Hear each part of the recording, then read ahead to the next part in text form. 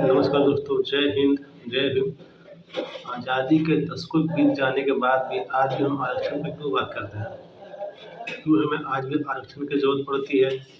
क्यों हम UGC act को लेकर आते हैं? क्यों लोग उसका विरोध करते हैं? हम कितनी भी लॉजिकली बात करें, कितना भी तर्क दे दें कि हमारे देश में जातिवाद खत्म हो गया और हमें आरक्षण की ज़रूरत नहीं है, ये कुछ हद तक सही है, लेकिन ज़्यादा हद तक बिल्कुल गलत है।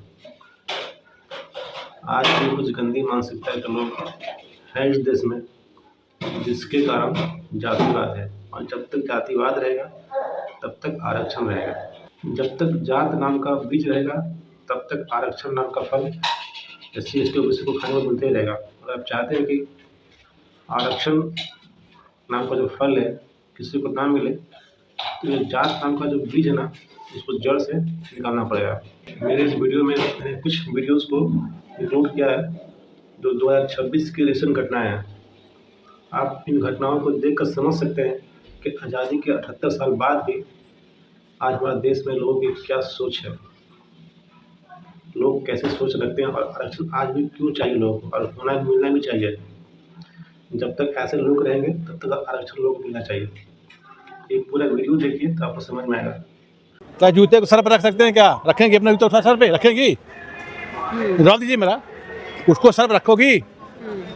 रखोगी? तो तुमसे पूछ रहा हूँ। हम जानना चाहते हैं क्या देश में जातिगत भेदभाव हो रहा है कि नहीं आज? हमने नहीं देखा। कुछ लोगों का मानना है कि जातिगत भेदभाव सिर्फ किताबों तक है, और कुछ लोगों का मानना है कि सिर्फ सरकार के आंकड़ों तक। आम जनता का क्या सोचना है, आइए जानते हैं। आज क्या हमारे देश में जातिगत भेदभाव होता है? ये तो आदिकाल से होता चला है, नई बात थोड़ी है। जब आर्य लोग थे तब से चला आ रहा है जातिवाद।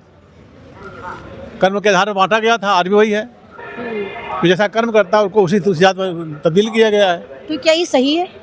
क्यों नहीं सही है? जो पुराने बुजुर्गों ने बनाया, जो विद्वानों ने एडजस्टमेंट किया, जो परंपरा बनाई है, गलत थोड़ी है। सबसे बढ़िया वही है। तो मतलब आप ये कह रहे हैं खत्म नहीं, ये कभी अगर है भी तो ये कभी खत्म नहीं होना चाहिए? नहीं होगा, ये बढ़ता ही जाए, कम नहीं होगा। तो ये खत्म होना नहीं चाहिए, लेकिन खत्म नहीं होना चाहिए। खत्म हो, देश बट नहीं रहा है। अगर अंगुलियां सब बराबर हो गई तो किस काम की? कोई काम करेगा? बोलो, कुछ काम होगा उसका? नहीं होगा ना। तो जिसका सबका अपना अलग अलग वर्ग है, सबका अपना अलग अलग वर्ग है। किधर लो, वहाँ चलो, ठीक है? क्यों हटाया? समझे ना? अब सबका अलग अलग काम है, सबका अलग अलग जरूरत है, सबकी आवश्यकता अलग है। कबीरदास ने क्या लिखा हुआ है? रहीमन देख बड़ेन को लख न दीजिए डार, जहाँ काम आवे सुई नहीं करे तलवार। जानते इस बात को? नहीं, आप समझाइए सर प्लीज, एक बार जनता को भी समझाइए। नहीं, जो सुई का काम है वो सुई करेगी, तो तलवार काम हो तलवार करेगी। तो कौन सुई और कौन तलवार? सवर्ण है, OBC हैं, SC हैं। किस लिए बांटा था?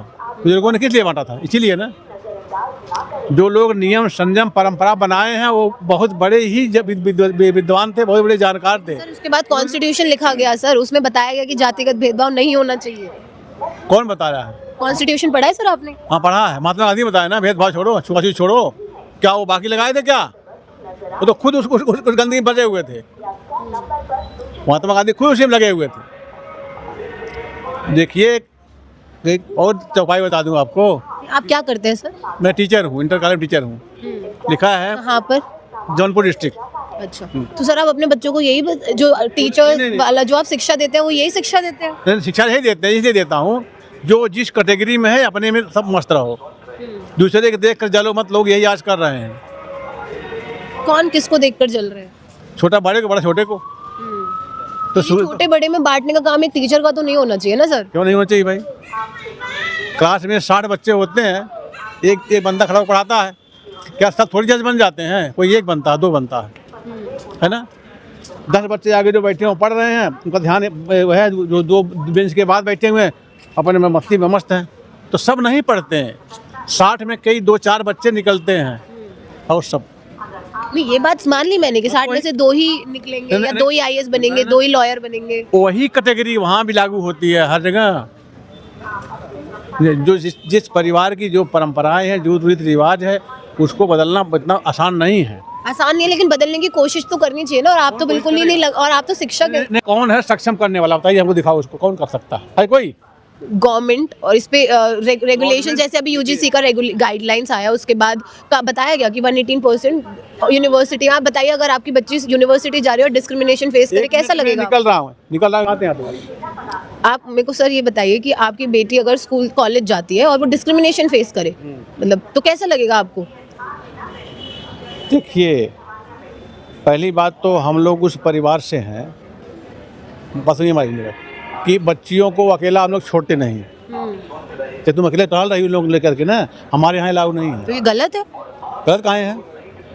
तो गलत भाई, हमारी लड़की SDM है, एक लड़की BCS निकालने वाली 2 नंबर से बार रुक गया, निकालने वाली है, तो घर से बाहर जा पटरी के अंदर नहीं पढ़ सकते। नहीं, मैं जान रही हूँ। नहीं, मेरी लड़की हमारी SDM है, क्या ऐसे थोड़ी हो गई है हवा में? तो परिश्रम किया क्यों भाई, पढ़ा है, तैयारी किया है, हुआ है। ठीक है, लेकिन मेरा सवाल ये था कि अगर आपके घर में, परिवार में कोई अगर ऐसा कुछ डिस्क्रिमिनेशन फेस करे तो आपको कैसा लगेगा? मतलब हमको देखिए, जो हम हैं जहाँ पर हैं हम वहीं पर रहेंगे, इससे आगे तो आपको मतलब थोड़ा सा वो है कि आप पंडित हैं, आप सवर्ण जाति से आते? मुझे ये पूछना पड़ा, मैं पूछना नहीं चाहती थी। क्षत्रिय हूँ। और इस बात का आपको पता नहीं, मैं जमींदार परिवार, पता नहीं मैं जमींदार हैं। 75 एकड़ जमीन मेरी सेलिंग चली गई, गवर्नमेंट ले लिया। गवर्नमेंट ने मेरा क्या भला किया है? सर लेकिन आप टीचर हैं, आप ये शिक्षा अगर ये अभी वीडियो के जनता जब देखेगी तो क्या मैसेज पहुँचा दीजिए जहाँ पहुँचाना हो, कोई टेंशन नहीं। सोच नहीं बदलेगी, ये तो बड़ी दुख की बात है। क्या जूते को सर पर रख सकते हैं? क्या रखेंगे? अपना जूता सर पे रखेंगी? जवाब दीजिए मेरा, उसको सर पर रखोगी? तो तुझे पूछ रहा हूँ। मैं इसका जवाब ही नहीं दे सकती सर, मैं तो निशब्द हो गई हूँ आपको सुन के। जो जिस कैटेगरी, जिस लेवल का, जिस स्तर का है उसी स्तर रहने दीजिए, उसको बदल नहीं पाएंगे, क्योंकि जब भगवान ने नहीं बराबर कर पाया तो हम लोग क्या कर पाएंगे? देखिए, उन लोगों के लिए मैसेज है जो लोग कह रहे हैं ना कि जातिगत भेदभाव नहीं हो रहा है देश में। आप देख लीजिए, अभी हम CP में मौजूद हैं, अभी मैं बहुत लोगों से मिली और उसमें मैं इन सर से भी मिली, ये टीचर है, और जिस तरीके की इन्होंने बातें रखी है ना, ये बिल्कुल बहुत दुख देती है। जब मैं आज भी सोचती हूँ कि आज भी जब ऐसी सोच के लोग मिलते हैं ना तो थोड़ा दुख होता है सर, मुझे तो होता है, क्योंकि मैं चाहती हूँ समाज बदले। देखिए, अकेला चना भाड़ नहीं फोड़ सकता, जानती इसको ना? अकेला चना भाड़ नहीं फोड़ सकता, नहीं कर सकता भाई, अकेला चना भाड़ नहीं फोड़ सकता। जब 5 अंगुलियां मिलकर बनी तब मुट्ठी बनती है, ताकत बनती है, शक्ति संगी होती है। कहा गया संघे शक्ति सर्वदा, अंगुली एक कोई तोड़ सकता, 5 नहीं तोड़ सकता। ठीक है, ठीक, धन्यवाद हमसे बात करने के लिए। ये नाथवाला प्रिंसिपल दलित बच्चे को पीट पीट कर किया लहूलुहान। मासूम से टॉयलेट साफ करवाता है प्रिंसिपल भानु प्रताप शुक्ला। टॉयलेट साफ नहीं करने पर खाने में डाल देता था पानी। यूजीसी ने मजलूमों के संरक्षण के लिए कोई गाइडलाइन जारी की तो उस पर अपर कास्ट ने देश सर पर उठा लिया। लोकतंत्र की कसम खाने वाले पत्रकारों ने भी अपनी जाति के लिए सरकार को खुलकर ललकारा, लेकिन उन सबको उत्तर प्रदेश से आई ये तस्वीर देखनी चाहिए। जगह है प्राइमरी स्कूल साहिजतपुर, जिला जौनपुर, यूपी, जहां के प्रिंसिपल का नाम है भानु प्रताप शुक्ला, जिसके मन में जातिवाद का जहर कूट कूट कर भरा है। ये मास्टर साहब दलित बच्चों को उनके अतीत की याद दिलाते हैं और उसका फिजिकल भी करवाते हैं। इस जातिवादी प्रिंसिपल ने 5 साल के मासूम को ऐसी यातनाएं दी हैं जिन्हें जानकर आपका कलेजा छलनी हो जाएगा और सीने में इंसाफ की ज्वाला धधकने लगेगी, क्योंकि इस प्रिंसिपल ने दलित बच्चे को स्कूल में झाड़ू लगाने के लिए मजबूर किया। इससे भी आगे उस बच्चे से जबरन टॉयलेट साफ करवाई और जब इनकार किया तो उसके खाने में पानी मिला दिया और इतना पीटा कि उसके कान से खून तक निकल आया। आपको ये किसी जेल की कहानी लग सकती है जहां मजबूत कैदी कमजोर कैदी को इसी तरह की सजा देकर सताते हैं, लेकिन आप क्या कल्पना कर सकते हैं कि ये सब हमारे देश के स्कूल में हो रहा था और विरोध करने पर मारने की धमकी दी जा रही थी। लेकिन एक दिन उस बच्चे का सब्र जवाब दे गया और सीधा अपनी माँ को लेकर थाने पहुँच गया। बोला, साहब मुझे प्रिंसिपल से बचा लो। क्या नाम है बेटा? क्या नाम है? क्या मामला है जो आप थाने पे आए हैं? सबको झाड़ू लगाते हैं और ईंटें डुबाते हैं, लैट्रिन साफ करवाते हैं, नहीं करते थे मारते थे और खाना बनता है, पानी डाल देते हैं मिल के, आलू रख के। कौन मारता है आपको? भानु प्रसाद। क्या है वो भानु प्रसाद? प्रिंसिपल। स्कूल का नाम क्या है? इस मासूम की मासूमियत देखिए, सही से बता भी नहीं पा रहा है। सोचिए इस छोटे से बच्चे के मन में भानु प्रताप शुक्ला ने क्या भर दिया होगा। क्या ऐसा बच्चा जीवन भर कभी सीना तान पाता?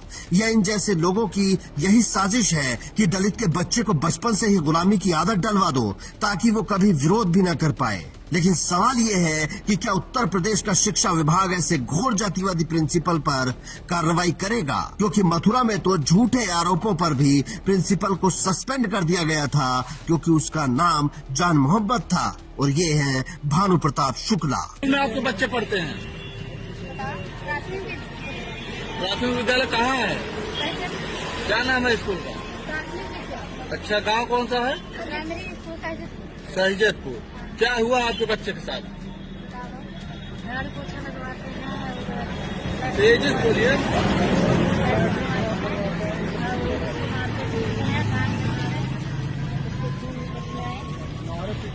कौन है अध्यापक जो बच्चे को मारे हैं? उनका नाम जानते हैं आप?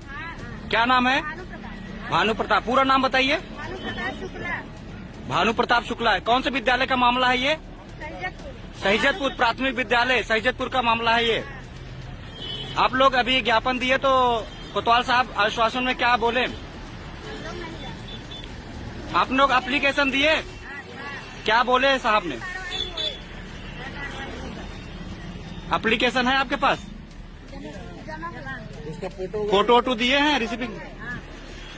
अब हमारा सवाल उन पत्रकार और बुद्धिजीवियों से है जो यूजीसी की नई गाइडलाइंस पर कपड़े फाड़ ले रहे थे और गला चीर चीर कर चिल्ला रहे थे। जब प्राइमरी स्कूल का ये हाल है तो यूनिवर्सिटीज का क्या हाल होगा? ऐसे जातिवादी तो हर जगह बैठे हैं। भारत में लगभग हर यूनिवर्सिटी का कुलपति आप ही के कुल से है, फिर भी आपको दर्द हो रहा था। सवाल तो उन बूढ़े घग्गाड़ अंकिलों से भी होना चाहिए जो टीवी पर आकर बोल रहे थे कि हमने कभी दलितों पर अत्याचार होते नहीं देखा, हमने कभी पिछड़ों का उत्पीड़न होते नहीं देखा। तो वो देखें इस बच्चे को और बताएं कि ये क्या है और इस प्रिंसिपल पर कौन सी कार्रवाई होनी चाहिए। उत्तर प्रदेश दलितों पर अत्याचार में नंबर 1 है और सरकार कहती है हमारी कानून व्यवस्था सबसे बढ़िया है। तो वो किसके लिए है? कानून आखिर किसकी सुरक्षा कर रहा है? क्योंकि इस मासूम बच्चे की तो नहीं कर रहा है। आप जरा सोच कर देखिए कि स्कूल का प्रिंसिपल खाने में पानी डाल रहा है ताकि बच्चा मानसिक रूप से प्रताड़ित हो जाए, क्योंकि दिल पर जो चोट लगेगी वो किसी मेडिकल में नहीं आएगी, वो किसी रिपोर्ट का हिस्सा नहीं होगी, लेकिन इस मासूम का जीवन बर्बाद कर सकती है। ये है आजादी के इतने दिन बाद भी हमारे देश की हकीकत। हम विश्व गुरु बन रहे हैं तो बेशक बन रहे होंगे, लेकिन क्या उस विश्व गुरु देश में ये मासूम दलित बच्चे भी गुरु बन रहे हैं? हम विश्व शक्ति बन रहे हैं, बेशक बन रहे होंगे, लेकिन क्या उस विश्व शक्ति में इस मासूम के लिए ताकत है? और जिसको बनाना है हिंदू राष्ट्र शौक से बना ले, लेकिन पहले ये बता दे कि उस राष्ट्र में इस मासूम बच्चे का क्या होगा। इनका एकमात्र सहारा बाबा साहेब भीमराव अंबेडकर का संविधान है जो इन्हें बराबरी का हक दे सकता है, ताकत दे सकता है और सीना तान कर चलने का जिगरा दे सकता है। इस बच्चे की हिम्मत को हम सलाम करते हैं जिसने प्रिंसिपल के खिलाफ आवाज उठाई। कल यही सड़कों पर अन्याय के खिलाफ उतरेंगे, यही देश का असली भविष्य है। आप भी कमेंट करके बताएं कि प्रिंसिपल भानु प्रताप शुक्ला को क्या सजा मिलनी चाहिए और इस स्टोरी को इतना शेयर करें जो हर उस जज और बूढ़े अंकिल के पास पहुंच जाए जो कहते हैं कि अब जातिवाद नहीं होता। Bureau report, Indian news.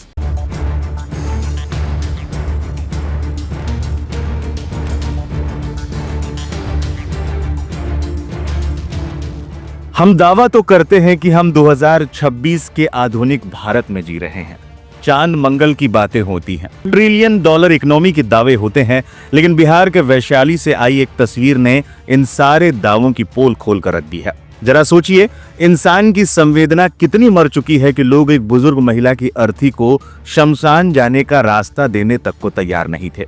मजबूरी ऐसी कि परिवार को बीच सड़क पर चौराहे पर चिता जलानी पड़ी। ये वीडियो लोकतंत्र के मुंह पर एक तमाचा मारती है। ये आग सिर्फ चिता की नहीं, ये हमारे समाज की मर चुकी संवेदनाओं की आग है। मामला वैशाली के गरौल थाना क्षेत्र का है। सोनदो मुबारकपुर मांझी टोला की 91 वर्षीय झपकी देवी का निधन हुआ। परिवार दुख में था अंतिम संस्कार के लिए, लेकिन उन्हें क्या पता था कि गांव के कुछ लोगों के लिए उनकी जाति और जमीन का टुकड़ा एक मृत इंसान की गरिमा से बड़ा हो जाएगा। महादलित परिवार जब शव लेकर शमशान की ओर बढ़ा तो दबंगों और दुकानदारों ने रास्ता रोक दिया। ये वो रास्ता है जहां से लोग सदियों से शमशान जाते रहे हैं। मृतक के बेटे और परिजनों ने हाथ जोड़े मिन्नतें की, लेकिन लोगों का दिल नहीं पसीजा। आरोप है कि पुलिस भी मौके पर आई, लेकिन मूक दर्शक बनी रही और चली गई। जब कोई रास्ता नहीं बचा तो अपमान का घूंट पीकर परिवार ने अंधारी गाछी चौक पर ही शिव मंदिर के ठीक सामने बीच सड़क पर चिता सजाई और मुखाग्नि दे दी। स्थानीय लोगों का कहना है कि ये पहली बार नहीं हुआ, इससे पहले भी दलित परिवारों को यहाँ रोका गया है। साल 2026 आ गया, लेकिन कुछ लोगों के लिए इंसान की औकात आज भी उसकी जाति से तय हो रही है। सड़क पर चिता जलने की खबर जब आग की तरह फैली, तब जाकर प्रशासन की नींद टूटी। वैशाली के डीएम वर्षा सिंह ने जांच के आदेश दिए हैं। एसडीओ, डीएसपी और बीडीओ की टीम अब अतिक्रमणकारियों को खोजने निकली है। प्रशासन अब सड़क साफ करवा रही है। कड़ी कार्रवाई का रटा रटाया दावा किया जा रहा है, लेकिन सवाल यही है कि जब वो परिवार गिड़गिड़ा रहा था तब ये सिस्टम कहाँ था। प्रशासन अब चाहे जितनी कमेटियां बना ले, लेकिन सड़क पर जली उस चिता ने बता दिया कि समाज के तौर पर हम कितने खोखले हो चुके हैं। जीते जी तो संघर्ष था ही, मरने के बाद भी 2 गज जमीन के लिए लड़ना पड़ रहा है। जरूरत सिर्फ रास्ता खाली करने की नहीं, दिमाग में भरे जातिवादी कचरे को साफ करने की भी है।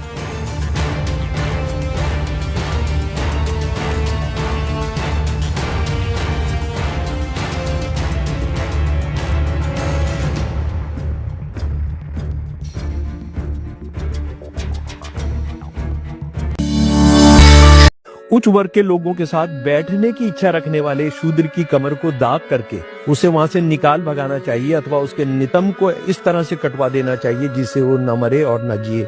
280 चैप्टर 8 का इसको संविधान बनाना चाहते हैं। ब्राह्मण्स के लिए क्या है जरा वो भी मैं बताना चाहता हूँ। ये चैप्टर 8 का 380 श्लोक है।